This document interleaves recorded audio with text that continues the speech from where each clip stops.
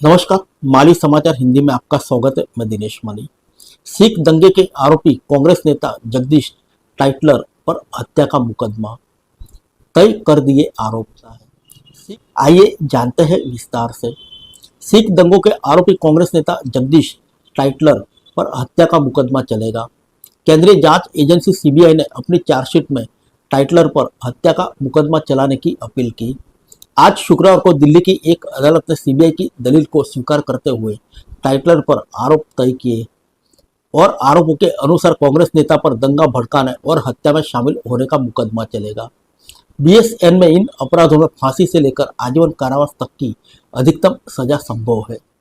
Tytler पर आरोप तय होने से दिल्ली की राजनीति में नया तूफान आ सकता है और विपक्षी दल उसे इस पर घेरने की कोशिश कर सकते हैं।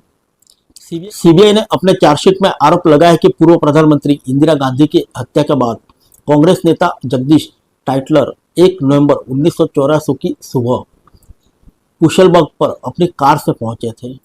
सीबीआई के अनुसार उन्होंने वहां उपस्थित भीड़ को हिंसा के लिए उकसाया था। इस हिंसा में वहां के स्थानीय 3 निवासी की मौत हो गई थी। एजेंसी ने अपनी बात की पुष्टि के लिए कई लोगों के बयान के अलावा कुछ गवाह भी पेश किए, जिसे अदालत ने केस चलाने योग्य पाया। यही कारण है कि इसमें कांग्रेस नेता की मुश्किलें बढ़ गई। आइए जानते हैं चुनाव पर क्या असर पड़ेगा। हरियाणा में विधानसभा चुनाव की घोषणा कर दी गई है। आने वाले समय में फरवरी तक दिल्ली के विधानसभा चुनाव भी होंगे। कांग्रेस यहां पर अकेले दम पर चुनाव में उतर सकती है।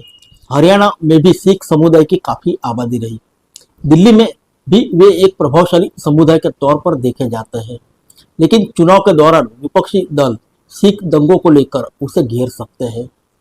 हालांकि अभी यह कहना बहुत मुश्किल है कि जगदीश टाइटलर पर आरोप तय होने के बाद कांग्रेस को इसका कितना नुकसान हो सकता है। इसका बड़ा कारण है कि 1984 के बाद कांग्रेस सिख के सबसे ज्यादा आबादी वाले राज्य पंजाब में कई बार सरकार बना चुकी है।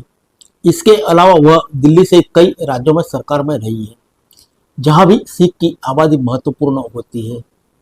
कांग्रेस ने अल्पसंख्यक सिख समुदाय के मनमोहन सिंह को प्रधानमंत्री बनाकर इस समुदाय को अपने साथ जोड़ने की कोशिश की थी।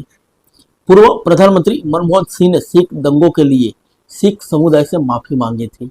इससे भी उसे सिख समुदाय को साधने की मदद मिली है। अब बदले माहौल में जगदीश टाइटलर के मामले का उसे कितना नुकसान उठाना पड़ सकता है, यह देखने वाली बात है।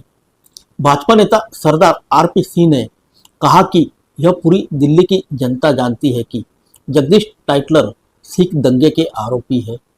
उन्होंने आरोप लगाया है कि जगदीश टाइटलर सहित कांग्रेस के कुछ नेताओं की अगुवाई में 1984 में दंगा हुआ था, जिनमें हजारों निर्दोष सिखों की जान चली गई थी। लेकिन अब अदालत ने प्राथमिकी तौर पर यह स्वीकार कर लिया है कि टाइटलर सिख दंगों में शामिल थे।